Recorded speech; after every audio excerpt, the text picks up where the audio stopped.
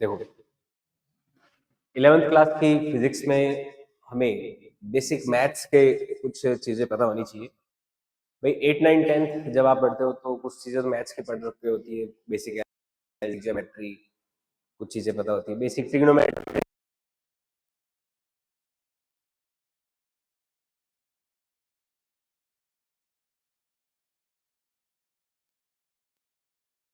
उसके डेरिवेशंस वो सारा अगर हमें तो हमें ट्रिग्नोमेट्री का थोड़ा सा और नॉलेज चाहिए।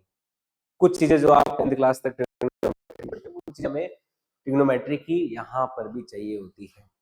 क्या क्या चीजें ट्रिग्नोमेट्री की हमें 11th और 12th की फिजिक्स में काम आती है, जैसे आपको एंगल वैल्यूज 90 120 डिग्री 150 डिग्री ये कई जगह काम आती है। ट्रिग्नोमेट्री के फॉर्मूले हैं,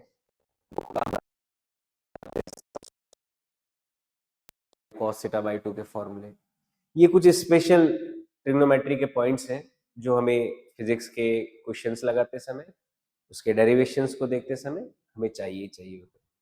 तो वो सारी चीजें आज अपन देखने वाले हैं ट्रिग्नोमेट्री के लिए। तो ट्रिग्नोमेट्री आज अपन स्टार्ट कर रहे हैं और देखते हैं ट्रिग्नोमेट्री क्या होता है। सबसे पहले तो ट्रिग्नोमेट्री है क्या, है ना, ट्रिग्नोमेट्री क्या है।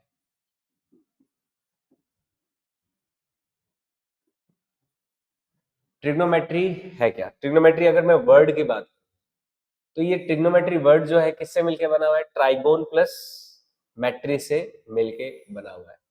ये ट्रिग्नोमेट्री वर्ड किससे मिलके बना हुआ है, ट्राइगोन प्लस मेट्री, यानी कि ट्राइगोन और मेट्री है। ट्राइगोन जैसे पेंटागोन, हेक्सागोन ऐसे होता है ना। पेंटागोन क्या होता है, एक ऐसी शेप जो 5 आर्म से घिरी हुई हो। हेक्सागन कौन होता है, जिसके 6 आर्म्स हो। तो वैसे ट्राइगोन कौन होता है, जिसकी 3 आर्म्स हो। तो जो ट्रिग्नोमेट्री है वो दो वर्ड से मिलकर बना हुआ है, एक तो ट्राइगोन और एक हो गया मेट्री। इन दो वर्ड से मिलकर बना हुआ है। ट्राइगो मतलब तो क्या हो गया, ऐसी कोई शेप जो 3 आर्म से घिरी हो। मेट्री मतलब उसका मेजरमेंट। तो मैं एक ऐसी शेप का मेजरमेंट करने वाले हैं। ऐसी शेप ये होती है ट्राइंगल, ट्राइगोन, है ना। इसके ये तो कहलाते हैं इंटीरियर एंगल, है ना। ये थीटा, ये हो गया फाई मान लो, ये हो गया कोई अल्फा, ये इंटीरियर एंगल कहलाते हैं। इनको अल्फा बीटा गामा से भी डिनोट कर सकते हैं। ये मान लो एंगल अल्फा है, ये बीटा है, ये गामा है। अल्फा के सामने वाली आर्म्स की जो लेंथ है वो कोई ए है, बीटा के सामने वाली लेंथ जो है कोई मान लीजिए बी है, गामा के सामने वाली लेंथ कोई है वो सी है। ये इसके कॉर्नर पॉइंट होते हैं, इनको ए बी सी इस तरह से इंडिकेट कर सकते हैं। तो ट्राइंगल के इंटीरियर एंगल्स हैं, ट्राइंगल की लेंथ है, आर्म्स की लेंथ रेशियो है, इस तरह से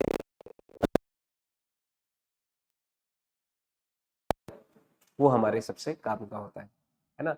वैसे ट्राइंगल के जो टाइप्स है वो क्या कितने कितने होते हैं, types of triangle. Acute angle triangle, है ना, right angle triangle, obtuse angle triangle, अलग अलग तरह के ट्राइंगल के नाम होते हैं, आइसोसेलेस और बहुत होते हैं। लेकिन हमारे सबसे जो इम्पोर्टेंट, हमारी जो इम्पोर्टेंस है वो किसकी होती है, राइट एंगल ट्राइंगल की, जो सबसे हमारे ज्यादा काम में आता है। Right angle triangle, right angle triangle. Right angle triangle कौन होता है, जिसमें एक एंगल क्या होता है 90 डिग्री का होता है, एटलीस्ट वन एंगल। और एक ही एंगल हो सकता है 90 डिग्री, क्योंकि तीनों एंगल का जो सम है वो तो 180 डिग्री होता है।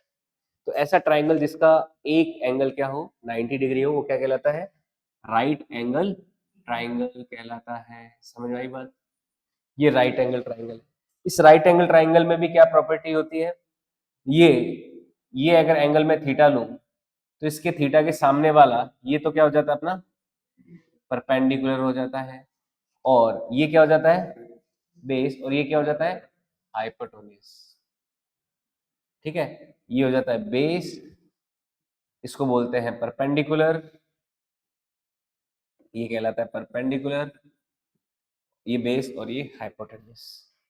ये अगर थीटा ये 90 है तो ये कितना हो जाता है 90 माइनस थीटा हो जाता है। अगर इस एंगल को लिया जाए तो इस एंगल के लिए ये क्या हो जाएगा, परपेंडिकुलर, और इस एंगल के लिए क्या हो जाएगा, बेस हाइपोटेन्यूस यही रहेगा।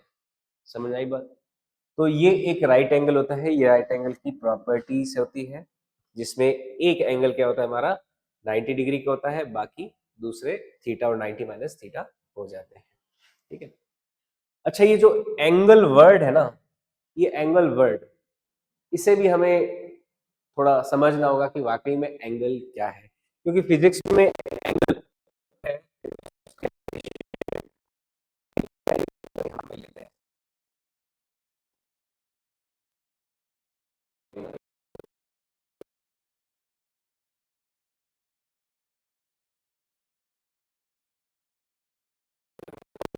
सिंबल होता है theta. What is an angle? Angle को, अब देखो एंगल होता है, एंगल को समझने के लिए देखो मैं,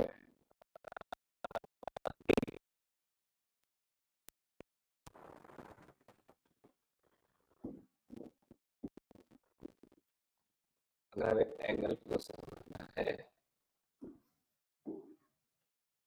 तो ये, जैसे मैं मान लो एक ये प्रकार होता है ना इस तरह से, इसमें क्या करते हैं, कोई भी मेजरमेंट वगैरह करते हैं ना, आर्क वगैरह करते हैं, जैसे एक पॉइंट पे यहाँ पे हमने रखा और इसको यहां से मैं ऐसे आर्क बना देता हूँ, है ना, कोई रेडियस का आर्क बनाते हैं इस तरह से, बनाते नहीं बनाते? मान लो इसको थोड़ा बढ़ा देते हैं तो यहां से ऐसे कोई आर्क खींच देगा, ऐसे इस तरह से कोई आर्क खींचा जाता है ना। तो आर्क क्या होता है, ये जो यहाँ पे बनता है इसको क्या बोलते हैं अपन, आर्क बोलते हैं। ये जो ये अरेंजमेंट है पूरा, ये आर्क कहलाता है। आर्क छोटा छोटा हो या बड़ा हो, देखो ये तो अपना आर्क छोटा है, ये मान लो लेंथ आर्क की L1 है इसकी, तो इस आर्क की लेंथ L2 है, ये क्या कहलाता है, आर्क कहलाता है। इनको क्या बोलते हैं, आर्क, है ना। ये क्या कहलाता है, आर्क, और ये क्या कहलाता है, आर्क। अब ये जो छोटा वाला आर्क है, मान लीजिए इसकी रेडियस तो है R1, जब अपन प्रकार लेके इसको काट रहे हैं तो क्या है, R1 रेडियस, और बड़ा वाला जो आर्क है उसकी रेडियस क्या है, मान लीजिए R2। अब इन दोनों के लिए ये जो यहां पर कोई एक प्रॉपर्टी है, ये दोनों के लिए प्रॉपर्टी क्या है, सेम है। इसी प्रॉपर्टी को क्या बोलते हैं, एंगल बोलते हैं, थीटा, है ना। तो थीटा को डिफाइन कैसे करते हैं, थीटा बराबर क्या होता है, ये जो आर्क लेंथ होती है, उस आर्क लेंथ में क्या करते हैं अपन, जब रेडियस का डिवाइड करते हैं, भाई आर्क बड़ा तो रेडियस बड़ी, आर्क छोटा तो रेडियस छोटी, तो यहाँ पे L1 अपॉन R1 का रेशियो देखा गया, ये L2 अपॉन R2 के बराबर होता है। और इसी रेशियो को, है ना, कोई भी हम जो प्रॉक्टर होता है हमारा, उस प्रॉक्टर से जब आर्क खींचते हैं तो उस आर्क के लिए क्या देखा गया कि उस आर्क की लेंथ में उस आर्क की रेडियस का जब डिवाइड किया जाता है तो वो रेशियो क्या आता है, फिक्स आता है। और उसी फिक्स रेशियो को उस आर्क का क्या बोला गया, एंगल बोला गया, है ना। तो एंगल की डेफिनेशन क्या है, आर्क अपॉन रेडियस होती है। एंगल बराबर क्या होता है, आर्क अपॉन रेडियस होता है। समझ में आया बात? ये हमें हमेशा ध्यान में रखना है, फिजिक्स में ये बहुत काम आता है कि एंगल बराबर क्या होता है, आर्क अपॉन रेडियस होता है। जब आर्क में हम किसका डिवाइड कर देते हैं, रेडियस का डिवाइड कर देते हैं, तो क्या आ जाता है, एंगल। ठीक है, आगे बढ़े, नोट करना है, एक बार फटाफट नोट कर लीजिए इसको, फिर आगे बढ़ जाते हैं। बेसिक फंडामेंटल है ये फिजिक्स के। देखो, आर्क अपॉन रेडियस, आर्क की यूनिट भी लेंथ होती है, रेडियस की यूनिट भी क्या होती है, लेंथ। तो एंगल का यूनिट क्या होना चाहिए वैसे, क्योंकि मीटर अपॉन मीटर कैंसिल हो जाएगा, तो एंगल का तो कोई यूनिट होता ही नहीं है। तो यहां पर एक बात ध्यान रखनी होती है, एंगल का कोई यूनिट नहीं होता है, यूनिट नहीं होता तो डायमेंशन भी नहीं होगा। एंगल जो होता है यूनिटलेस या फिर डायमेंशनलेस क्वांटिटी है। पर अपन देखते हैं फिजिक्स में या मैथ्स में एंगल बार बार यूज होता है, कहीं ना कहीं आ ही जाता है। अब कोई ऐसी क्वांटिटी बार बार यूज हो रही है और उसका यूनिट नहीं हो, डायमेंशन नहीं हो, ये अच्छी बात थोड़ी ना है।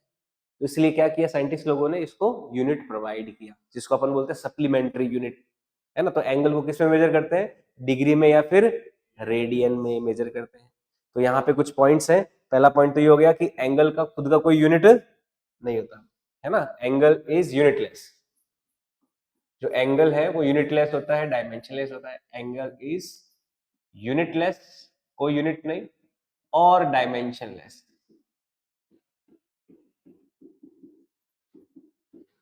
ठीक है, एंगल इज यूनिटलेस और डायमेंशनलेस, कोई यूनिट नहीं होता, कोई डायमेंशन नहीं होता। अब यूनिट नहीं होता पर फिर भी कोई क्वांटिटी बार बार काम में आ रही है, उसका यूनिट तो कुछ तो देना ही पड़ेगा ना। तो इसीलिए इसको क्या यूनिट दिया जाता है, सप्लीमेंट्री यूनिट दिया जाता है। जो ये टाइप्स ऑफ यूनिट सिस्टम में 3 तरह के होते हैं, है ना। एक तो होता है, कौन कौन से होते हैं, फंडामेंटल, डिराइव्ड और सप्लीमेंट्री। तो इसको क्या देते हैं अपन, supplementary unit. Angle is given supplementary unit, angle is given supplementary unit. तो एंगल को क्या देते हैं अपन, सप्लीमेंट्री यूनिट देते हैं। सप्लीमेंट्री यूनिट में क्या क्या दे देते हैं, कौन कौन सी यूनिट दे देते हैं, थीटा को एक तो दे देते हैं डिग्री, क्या दे देते हैं, एक तो डिग्री, और एक क्या दे देते हैं, रेडियन। ये 2 यूनिट सिस्टम दे देते हैं। डिग्री को तो ऐसे डिनोट करते हैं और रेडियन को RAD से डिनोट किया जाता है। तो थीटा को 2 सप्लीमेंट्री यूनिट जो है थीटा के लिए डिफाइन की गई है। एक तो होती है डिग्री और एक होता है रेडियन। डिग्री और रेडियन में क्या रिलेशन होता है, क्या होता है रिलेशन, जो 180 डिग्री है उसके बराबर होता है पाई रेडियन के बराबर होता है। ये एक बड़ा इंपॉर्टेंट रिलेशन है between degree and radian. 180 degree is equal to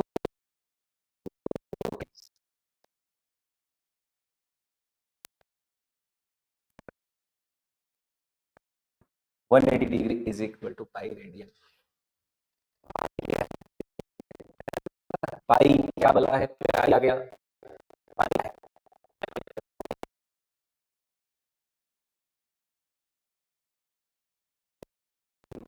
तो पाई क्या है, व्हाट इज पाई, इस पे भी थोड़ी बात कर लेते हैं।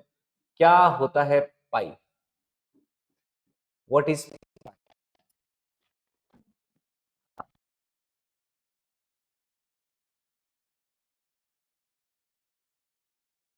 में रेडियस का डिवाइड कर रहे हैं तो क्या कांस्टेंट है, आर्क लेंथ भी तो फिर भी क्या वो कांस्टेंट सेम रहना। अब ये आर्क पूरा बड़ा होके पूरा एक अगर कंप्लीट सर्कल बन जाता है, ये आर्क क्या हो जाए, बड़ा होके क्या बन जाए, पूरा सर्कल बन जाए, है ना। ये सर्कल मान लो छोटा सर्कल हो गया, ये सर्कल मान लो कोई बड़ा सर्कल, ऐसे ले लेते हैं, छोटा बड़ा इस तरह के कई सर्कल हो सकते हैं। जैसे ये कोई बड़ा सर्कल हो गया, ये उससे भी बड़ा सर्कल हो गया। तो मैथमेटिशियंस और इन लोगों ने क्या इंटरेस्टिंग बात देखी कि कोई भी सर्कल जो है, उस सर्कल का जो सरकमफेरेंस है, मान लो इसका सरकमफेरेंस C1 है, इसका सरकमफेरेंस कोई C2 है और इसका सरकमफेरेंस कोई C3 है, और इन तीनों की रेडियस क्या है, अलग अलग। मान लो इसकी रेडियस R1 है, इसकी रेडियस कोई R2 है और इसकी रेडियस कोई R3 है। तो अलग अलग सरकमफेरेंस वालों की हमने क्या देखी, रेडियस देखी। देखो इसका रेडियस मान लो R1 देखा, इसका रेडियस देखा R2 और इसका देखा रेडियस R3। ठीक है, तो सरकमफेरेंस क्या हो गया, पूरा आर्क लेंथ हो गया, और उससे फिर क्या कर रहे हैं, रेडियस का डिवाइड करेंगे तो कोई एंगल आएगा या फिर कोई कांस्टेंट आएगा। तो क्या देखा गया, अगर देखें एंगल कितना आएगा, देखो यहां से लेके यहां तक का पूरा एंगल कितना हो जाएगा, ये हाँ 360 हो जाएगा ना। तो उन्होंने क्या देखा कि कोई भी सरकमफेरेंस, अब मैं सरकमफेरेंस के साथ में रेडियस ना लेके इसका डायमीटर ले लूं, मान लो डायमीटर क्या क्या है इनके, D1 D2 D3 है। रेडियस भी ले सकते हैं वैसे तो, है ना।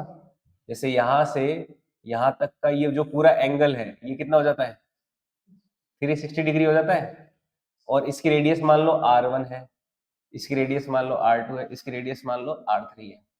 तो जो C1 अपॉन R1 या फिर C2 अपॉन R2 और C3 अपॉन R3, ये जो सरकमफेरेंस है, सरकमफेरेंस का जो रेडियस के साथ रेशियो था, है ना, और रेडियस भी नहीं, डायमीटर, सरकमफेरेंस के साथ क्या, जो डायमीटर का रेशियो था ये फिक्स आया। है ना, और ये फिक्स वैल्यू कितनी आई, ये पाई के बराबर आई। साइंटिस्ट लोगों ने जितने भी दुनिया के सर्कल हैं उन सभी सर्कल्स के साथ उनके सरकमफेरेंस के साथ जब डायमीटर का रेशो देखा तो वो हमेशा क्या मिल रहा था, 3.14 के आसपास मिल रहा था। तो उनको उन्होंने क्या बोल दिया, पाई बोल दिया। समझ आई बात। ये वैल्यू का चाहे छोटा सर्कल ले लो, चाहे बड़ा सर्कल ले लो, चाहे कितना ही कैसा ही सर्कल ले लो, उन सभी के लिए कैसा आ रहा था, 3.14 के आसपास ही आ रहा था। उसको उन्होंने क्या बोल दिया, एक कांस्टेंट नाम दे दिया जिसकी वैल्यू कितनी आ गई, पाई हो गई, जो लगभग किसके बराबर होता है, 3.14 के बराबर होता है। तो इस दुनिया में जितने भी सर्कल हैं उन सर्कल के सरकमफेरेंस और डायमीटर का रेशो क्या कहलाता है, पाई कहलाता है। समझ आई बात। Ratio of circumference to diameter of any circle is equal to pi, है ना।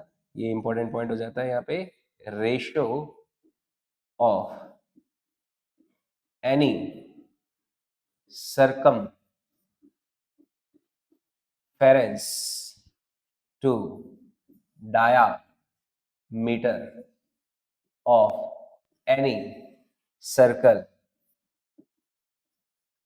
is equal to पाई। तो ये समझ में आया पाई क्या है ना। आप इस बोतल का देखो सरकमफेरेंस निकाल लो, भले जैसे ये बोतल है ना, इस बोतल का सरकमफेरेंस कैसे निकालोगे, क्या तरीका है सरकमफेरेंस निकालने का, यहाँ पर एक धागा रखो, उस धागे को यहाँ से घुमा के यहाँ तक लेके आ जाओ, कैंची से कट कर दो, धागों को फैलाओ, स्केल लगाओ, स्केल पे लगाया, धागे का क्या आ गया, सरकमफेरेंस। तो सरकमफेरेंस की लेंथ आ गई। अब इसका डायमीटर निकालना है तो क्या करोगे, नहीं वो नहीं, वो तो बाद की बात होगी ना, पाई पता ही नहीं अभी तक अपन को, पाई की वैल्यू निकालनी है ना। तो उसमें डायमीटर का डिवाइड करने के लिए क्या करेंगे, इस बोतल को कट कर लिया, कट करने के बाद में यहाँ से स्केल लगाना शुरू किया, तो जो सबसे यहाँ से अपन कॉर्ड्स मिलेंगे, तो इसको कट कर लेते हैं, जैसे मान लो यहाँ से, जैसे क्रॉस सेक्शन कुछ ऐसा दिखाई देता है ना, फिर तो यहाँ से ऐसे स्केल लगाना शुरू किया, और जो सबसे लार्जेस्ट कॉर्ड की लेंथ मिलेगी वही क्या डिवाइड कर रहे हैं, तो क्या आएगा रेशो, और वो रेशो आप हमेशा देखना किसके बराबर आएगा, लगभग 3.14 के आसपास आएगा। करना चाहो तो ये एक्सपेरिमेंट कर भी सकते है ना। तो ये 3.14 आ रहा था, तो साइंटिस्ट लोगों ने इसको क्या बोल दिया, पाई दिया। तो दुनिया में किसी भी, अब देखो आप ये देखो, ये पाई है, अब सरकमफेरेंस अपॉन रेडियस का खाली रेशो देखते तो क्या होता, 2 पाई हो जाता। अगर मैं सी अपॉन आर का रेशो देखूं तो किसके बराबर आ जाएगा, 2 पाई के। यानी कि सरकमफेरेंस और रेडियस का रेशो किसके बराबर हो जाता है, 2 पाई के। अब आप देख सकते हो पूरा सरकमफेरेंस का ये आर्क लेंथ हो गया कितना, ये आर्क लेंथ हो गया, और उसमें रेडियस का डिवाइड करोगे तो क्या 2 पाई, यानी कि 360 के बराबर नहीं होना चाहिए, है ना। समझ रहे हो बात को। तो ये कितना होता है फिर, सरकमफेरेंस और रेडियस का रेशियो किसके बराबर हो जाता है, 2 पाई, और सरकमफेरेंस और डायमीटर का रेशियो किसके बराबर हो जाता है, पाई के बराबर। और पाई की वैल्यू साइंटिस्ट लोगों ने जितनी बार कैलकुलेट की वो कितनी आई, 3.14 के आसपास आई। या फिर पाई को और अप्रोक्सीमेटली अपन क्या ले लेते हैं, पाई को और अप्रोक्सीमेटली क्या ले लेते हैं, 22.7 भी ले लेते हैं, 22/7 भी ले लेते हैं अप्रोक्सीमेटली पाई। और क्या क्या ले लेते हैं पाई को अप्रोक्सीमेटली, और एक और चीज, जो पाई स्क्वायर है, पाई कितना है 3.14 का स्क्वायर, तो इसको क्वेश्चंस में कभी कभी किसके बराबर ले लिया जाता है, 10 के बराबर भी ले लेते हैं, है ना। स्पेशली जो पेंडुलम का टाइम पीरियड वगैरह निकालने वाले जो क्वेश्चंस होते हैं उसमें पाई स्क्वायर को किसके बराबर ले लेते हैं, लगभग 10 के बराबर। तो ये पाई से जुड़ी हुई जानकारी हमें ध्यान में रखनी है। पाई का वैल्यू 22/7, पाई का डिग्री में वैल्यू 180 डिग्री, पाई का होता क्या है एक्चुअल में वैल्यू 3.14 भी होता है। ये है क्या, दुनिया के हर सर्कल के लिए उसके सरकमफेरेंस और डायमीटर का रेशो एक कांस्टेंट होता है। ऐसे कांस्टेंट क्या होता है, मैथमेटिकल कांस्टेंट होते हैं, मैथ्स के कांस्टेंट होते हैं, है ना। ये मैथ्स के कुछ ज्योमेट्रीज को डिनोट करने वाले कांस्टेंट होते हैं, ठीक है। तो सर्कल को डिनोट करने वाला कांस्टेंट कौन सा है? पाई, ज्योमेट्रिकल कांस्टेंट पाई 3.14। समझ में आई बात? ठीक है, ये नोट कर लीजिए पॉइंट्स। देखो ये रिलेशन आया है, पाई और रेडियन में भी है एक रिलेशन, डिग्री और रेडियन में रिलेशन है। डिग्री हमने क्या है कि एक नया यूनिट बनाया, हमने क्या किया कि जो पूरा ये एंगल है ना उसको 360 इक्वल पार्ट्स में डिवाइड कर दिया था, तो फिर उसको क्या बोल दिया नया यूनिट सिस्टम? 360 डिग्री बोल दिया गया। जैसे कोई एंगल जो है यहाँ से शुरू के यहाँ तक आया, तो उसको हमने क्या किया 360 इक्वल पार्ट में उसको तोड़ते गए तोड़ते गए तोड़ते गए, तो क्या बन गया 360 डिग्री बन गया। और पाई और रेडियन में अभी देख चुके अपन रिलेशन, 180 डिग्री किसके बराबर होता है? पाई रेडियन के बराबर होता है, या फिर 360 किसके बराबर होता है? 2 पाई रेडियन के बराबर होता है। अब कोई वैल्यू डिग्री में दे रखी है तो उसको रेडियन में कैसे बदले, या फिर कोई वैल्यू रेडियन में दे रखी है तो उसको डिग्री में कैसे बदले? देखो इसको करने के लिए क्या करना पड़ेगा हमें, जैसे हम यहां से देख सकते हैं कि जो 1 डिग्री है वो किसके बराबर है? क्या पाई अपॉन 180 रेडियन के बराबर नहीं है ना? और या फिर हम ये देखते हैं यहां से कि जो 1 रेडियन है, कौन?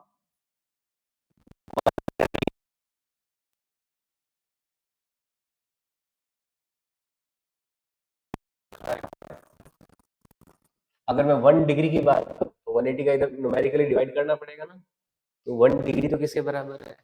पाई अपॉन 180 रेडियन के बराबर है। और 1 रेडियन की बात करें तो पाई का डिवाइड करना पड़ेगा, 180 डिग्री अपॉन पाई डिग्री के बराबर। तो ये देखो अपने क्या है, डिग्री और रेडियन के यूनिट वैल्यूज है।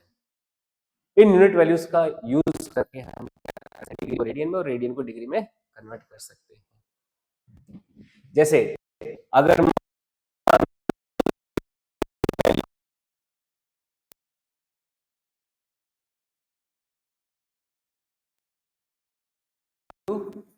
रेडियन, मान लो हमें 30 डिग्री की वैल्यू को किस में बदलना है? रेडियन में। तो हम क्या करेंगे, 30 डिग्री है तो इसको क्या लिख सकते हैं? 30 डिग्री को क्या लिख सकते हैं? 30 डिग्री इज इक्वल टू क्या है? 30 इंटू 1 डिग्री, ऐसे लिख सकते हैं। और उस 1 डिग्री की वैल्यू को रेडियन में कितना कन्वर्ट कर सकते हैं? 30 इंटू 1 डिग्री, तो 1 डिग्री क्या है रेडियन में? पाई अपॉन 180 है।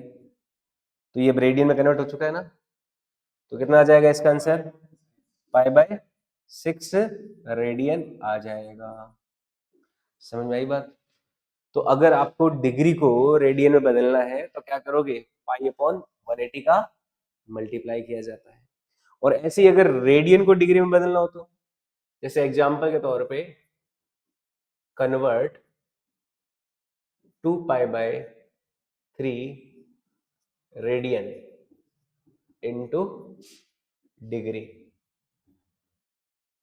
हमें किसको बदलना है? 2 पाई बाय 3 रेडियन को डिग्री में बदलना है। तो 2 पाई बाय 3 को क्या लिख सकते हैं? 2 पाई बाय 3 इंटू 1 लिख सकते हैं इसको। जो 2 पाई बाय 3 रेडियन है इसको क्या लिख सकते हैं? 2 पाई बाय 3 इंटू क्या है, एक तरह से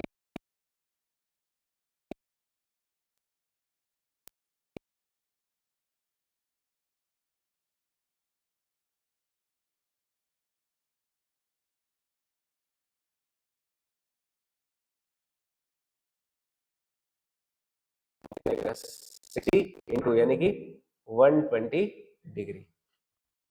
तो आपको पाई अपॉन 180 का मल्टीप्लाई करना है, कब? डिग्री से रेडियन में बदलने के लिए, और रेडियन से डिग्री में बदलने के लिए 180 अपॉन पाई का। आप ये देखिए कि भाई डिग्री है तो पाई आना चाहिए, डिग्री को पाई रेडियन में कन्वर्ट करो पाई आना चाहिए, पाई ऊपर 180 नीचे। और पाई गायब करने के लिए पाई नीचे डिवाइड करना पड़ेगा ना, अगर हमें रेडियन को डिग्री में बदलना है तो पाई गायब हो जाना चाहिए, तो इसके लिए पाई क्या आएगा नीचे, 180 का जाएगा ऊपर, वैसे याद रह जाएगा। तो अगर आप रेडियन को डिग्री में बदलना चाहते हो तो 180 अपॉन पाई का मल्टीप्लाई करना पड़ेगा। तो ये अलग अलग तरीके हैं डिग्री और रेडियन में कन्वर्ट करने के। एक मैं एक्सरसाइज दे देता हूँ आपको करने के लिए। आपको देखो कन्वर्ट करना है 45 डिग्री, 90 डिग्री, 210 डिग्री, 300 डिग्री, इनको तो रेडियन में बदलना है। और एक और सीरीज दे देता हूं आपको, 7π/6, 3π/2, 5π/6, 8π/3। इन सबको किसमें बदलना है? डिग्री में बदलना है। इनको तो कन्वर्ट करना है इनटू रेडियन में, और इनको कन्वर्ट करना है डिग्री में। तो ये सेल्फ प्रैक्टिस आप कर लीजिए, ठीक है। ये देखो क्या क्या वैल्यूज आ जाएगी। 45 डिग्री तो आ जाएगा π/4, 90 डिग्री आ जाएगा π/2, 210 डिग्री आ जाएगा 7π/6, और 300 डिग्री आ जाएगा 5/3, ठीक है। और इनमें बताओ इनकी वैल्यूज क्या आई? पाई की जगह आप क्या रख दोगे? इसका मल्टीप्लाई किससे करोगे? 180/पाई से, है ना। या फिर पाई की जगह 180 रख दो, उससे भी काम हो जाएगा। तो बताओ इसकी वैल्यू कितनी आई? 210 डिग्री आ जाएगी। ये 270 डिग्री आया, ये 150 डिग्री आया, और ये 480 डिग्री। समझ आई बात? तो ये डिग्री में, डिग्री को रेडियन में कन्वर्ट करने के छोटे मोटे हमें क्वेश्चन से नहीं आता ये, लेकिन हमें ये स्टेप्स जो है न्यूमेरिकल्स को सॉल्व करना है, डेरिवेशंस है, उनमें ये जरूर काम आते हैं, है ना। अच्छा, इसमें एक इंपॉर्टेंट आपको नोट ध्यान में रखना है कि जब भी कभी हम एंगल को न्यूमेरिकल कैलकुलेशन में यूज कर रहे हैं, तो उस समय हमेशा एंगल की वैल्यू को रेडियन वाली काम में लेंगे, जब एंगल को किसमें हम काम में ले रहे हैं? न्यूमेरिकल कैलकुलेशन में। समझ आई बात? साइन कॉस थीटा के अंदर ले रहे हैं तब 30 डिग्री 40 डिग्री चलेगा, लेकिन इंडिपेंडेंटली एंगल को कभी मल्टीप्लाई कर रहे हो, किसी के साथ डिवाइड कर रहे हो, कुछ भी कर रहे हो, तो उस समय एंगल किस में काम में लेना है? रेडियन वाले में ही काम में लेना है। समझ आई बात? तो एक इंपॉर्टेंट नोट ये ध्यान में रखना है कि whenever angle is used in numerical calculations, whenever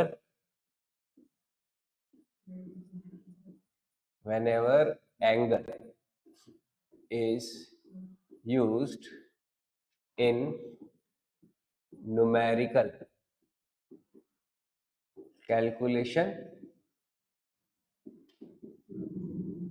calculations, it always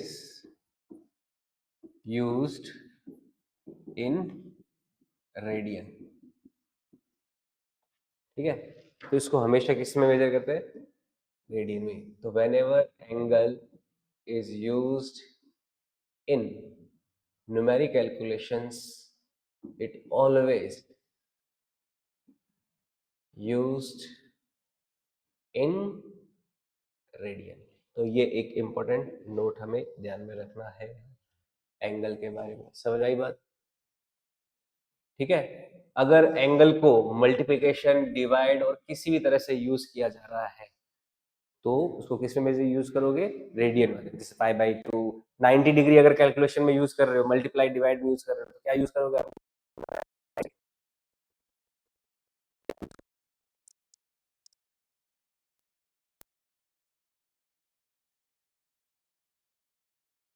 काम में लेना है। समझ आई बात? तो ये एक इंपॉर्टेंट नोट हमें ध्यान में रखना है। इसको मैं झंडा दे देता हूं, ये एक नोट हो गया, ठीक है। नेक्स्ट आगे देखो। अब देखो, हम यहां पर हमने देखा कि राइट एंगल ट्राइंगल बड़ा ही इंपॉर्टेंट ट्राइंगल है अपना। कौन सा triangle? Right angle triangle. Right angle triangle में हमने ये देखा, ये परपेंडिकुलर है, ये बेस है, और ये हाइपोटेन्यूस है ना। अब यहां पर इस राइट एंगल ट्राइंगल के लिए कुछ हम फंक्शंस डिफाइन करते हैं। ये फंक्शंस कहलाते हैं ट्रिग्नोमेट्रिक फंक्शंस। क्या कहलाते हैं ये? तो हम समझते हैं कि ट्रिग्नोमेट्रिक फंक्शंस क्या होते हैं, है ना। What are the trigonometric functions? Trigonometric matric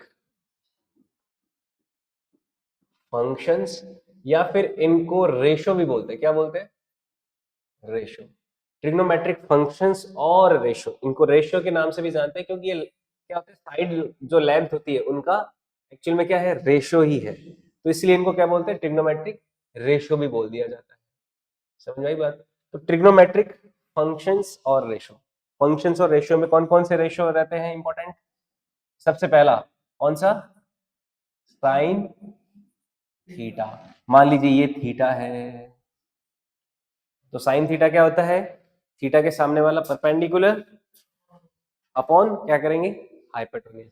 तो साइन थीटा किसके बराबर होता है, परपेंडिकुलर अपॉन हाइपोटेन्यूज। दूसरा कॉस थीटा, कॉस थीटा किसके बराबर हो जाता है, बेस अपॉन हाइपोटेन्यूज के बराबर हो जाता है। तीसरा टेन थीटा किसके बराबर होता है, परपेंडिकुलर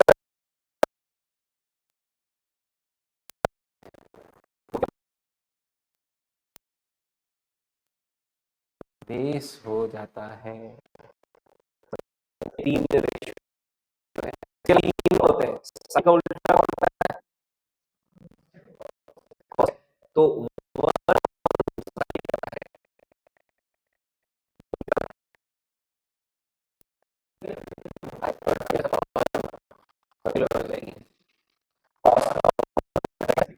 तो वन अपॉन कॉस थीटा जो होता है, ये बराबर होता है सेक थीटा के, जो कि हो जाएगा हाइपोटेन्यूज अपॉन बेस के।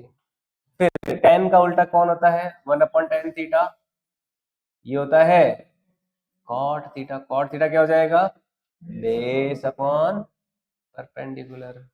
ठीक है, तो ये छह जो है ट्रिग्नोमेट्रिक रेशियो होते हैं। ये तीसरा, ये फोर्थ हो गया, ये फिफ्थ हो गया, और ये सिक्स्थ हो गया। ठीक है, ये छह हमारे ट्रिग्नोमेट्रिक रेशियोज रहते हैं।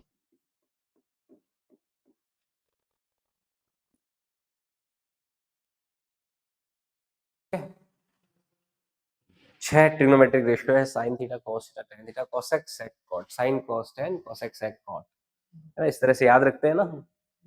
और इनके रेशियो को याद करने के लिए क्या करते हैं, पहले तो आप ये सीक्वेंस याद रख लेते हो, sine cos tan cosec sec cot, sine cos tan cosec sec cot. फिर उसको कैसे लिख देते हो, P B P B B P B P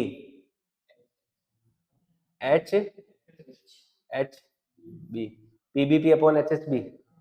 तो perpendicular upon hypotenuse, base upon hypotenuse, perpendicular upon base, sine cos tan cosec sec cot. Cosec क्या हो जाएगा, हाइपोटेन्यूज अपॉन परपेंडिकुलर, सेक क्या हो जाएगा, हाइपोटेन्यूज अपॉन बेस, और कॉट क्या हो जाएगा, बेस अपॉन परपेंडिकुलर। तो ऐसे याद रख सकते हो, P P P upon H H B, है ना। कैसे याद रखते हो इसको, पढ़ ले बेटा पढ़ ले, हार्ड हार्ड बुक्स, बिल्कुल ऐसे याद रख सकते हो। या फिर पापा बेटा पापा, हस्बैंड हस्बैंड बीबी,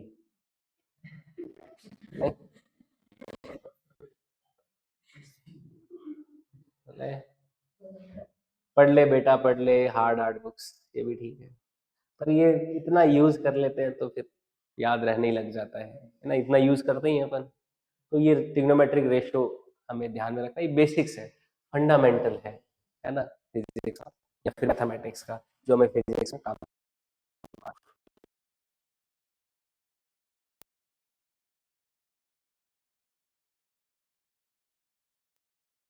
करते हुए हम क्या करते हैं, ये जो छह ट्रिग्नोमेट्रिक रेशियो आए हैं ना, इनका यूज करते हुए कुछ इक्वेशंस है ट्रिग्नोमेट्री की,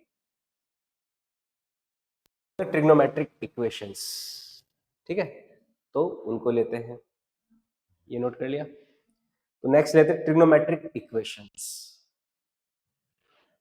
वैसे तो बहुत सारी होती है, लेकिन अपन इंपॉर्टेंट इंपॉर्टेंट ही लेंगे ट्रिग्नोमेट्रिक इक्वेशंस।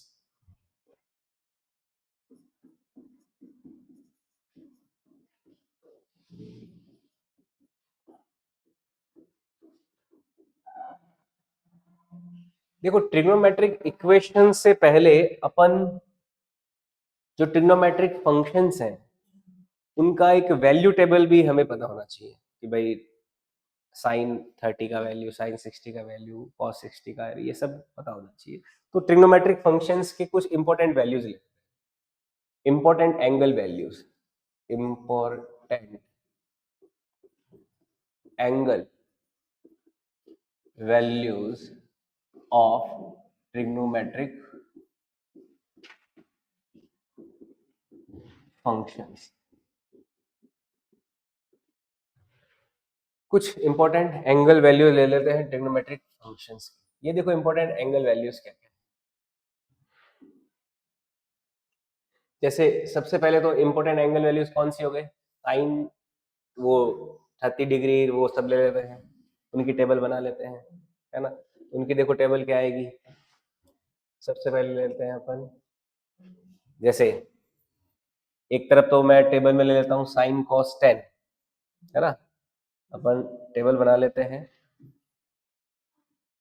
टेबल बना रहे हैं अपन किस किस की, साइन की अलग अलग वैल्यूज के लिए, कॉस की और 10 की, ठीक है, अलग अलग वैल्यूज के लिए। ये तो हो गया एंगल थीटा, और यहाँ पे रहेगा साइन, इधर रहेगा कॉस और इधर रहेगा 10। तो सबसे पहले साइन 0 डिग्री, साइन 0 की वैल्यू कितनी होती है, 0 हो जाती है, साइन 0 0 हो जाता है, साइन 0 0 हो गया। तकनीक की खामी, साइन 0 कितना होता है 0, कॉस 0 कितना 1, और टेन 0 कितना 0 होता है ना। अच्छा, ट्रिग्नोमेट्रिक रेशियो में ये भी ध्यान रखना है कि भाई टेन थीटा जो होता है, टेन थीटा किसके बराबर होता है, sine theta upon cos theta के बराबर होता है, ठीक है। अब देखो साइन 0 0, कॉस 0 1, और टेन 0 0 होता है। नेक्स्ट 0 के बाद में नेक्स्ट वैल्यू कौन सी, 30 डिग्री वाली। तो साइन 30 डिग्री की वैल्यू 1/2, कॉस 30 की वैल्यू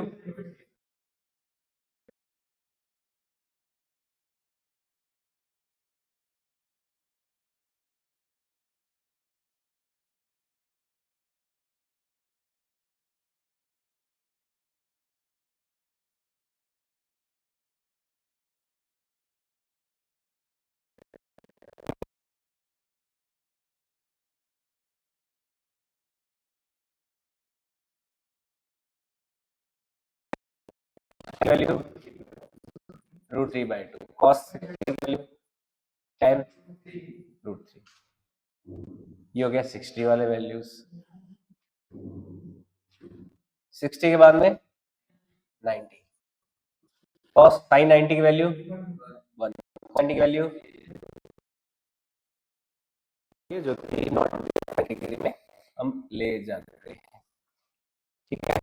तो ये देखो वैल्यूज हो गई हमारे पास, 30 की, 60 की, 45 की। अच्छा, साइन 0 की वैल्यू 0 क्यों हुई है,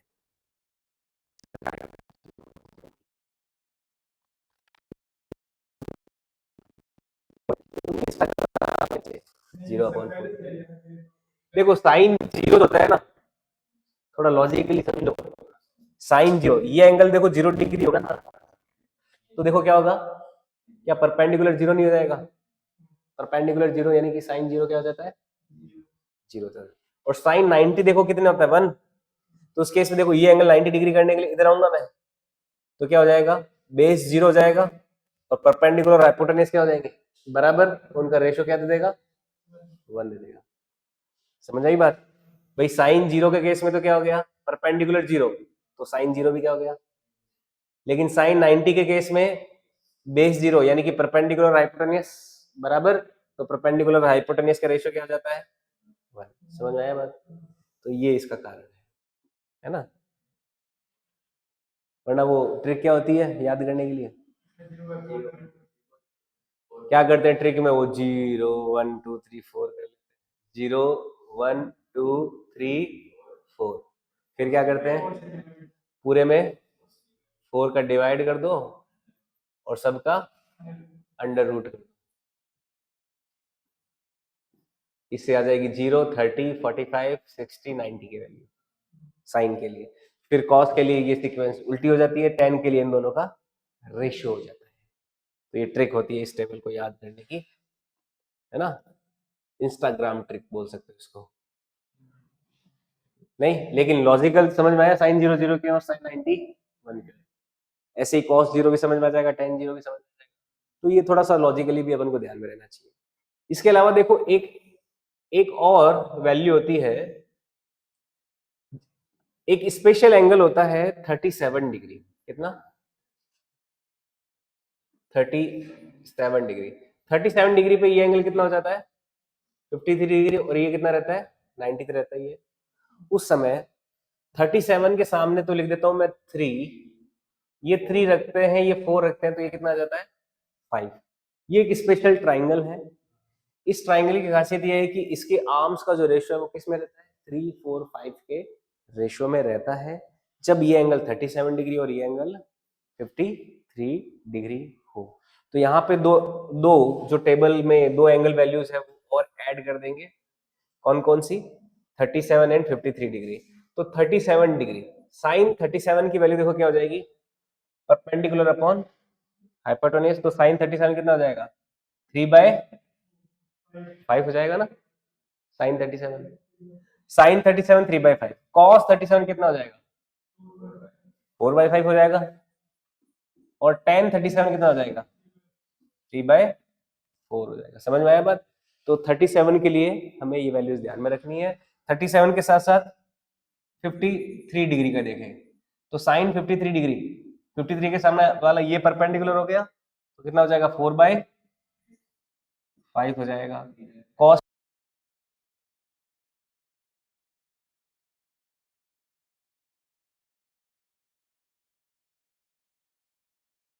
का भी ध्यान रख सकते हो।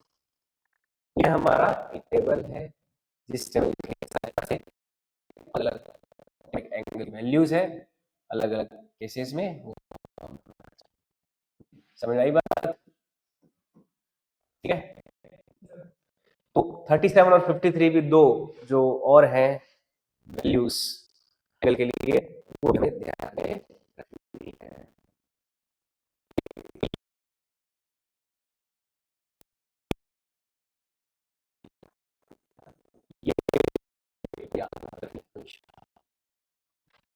ये बार बार जब न्यूमेरिकल्स में हम यूज करते हैं तो याद हो जाती है, पर न्यूमेरिकल में यूज करें तब ना, है ना, प्रैक्टिस करें तब ना, प्रैक्टिस करते रहेंगे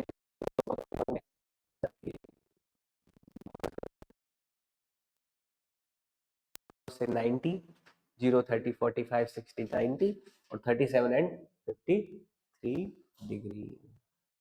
ठीक है, तो ये वैल्यूज हमें ध्यान में रखनी है। ओके,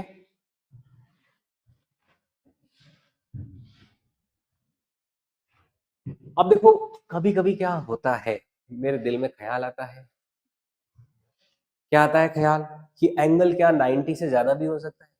हाइपोथेटिकल है पर हो सकता है ना। 120 डिग्री, तो साइन 120 की वैल्यू क्या होगी? साइन 150 की वैल्यू क्या होगी? है ना, साइन 180 की वैल्यू क्या होगी? तो वो भी बड़े इंपॉर्टेंट ट्रिग्नोमेट्रिक फंक्शंस होते हैं जिनको भी हमें पढ़ना रहता है, जिसके लिए अपन नेक्स्ट क्लास में इसको कंटिन्यू करते हुए आगे पढ़ेंगे। ठीक है, तो एंगल वैल्यूज जो 90 से ज्यादा अगर आ जाए तो ऐसे केस में हम एंगल कैसे, वो वैल्यूज कैसे निकालेंगे, वो भी अपन सीखेंगे। ठीक है, आज के लिए इतना ही रखते हैं। कल आपकी जो क्लास टाइमिंग है क्या रहने वाली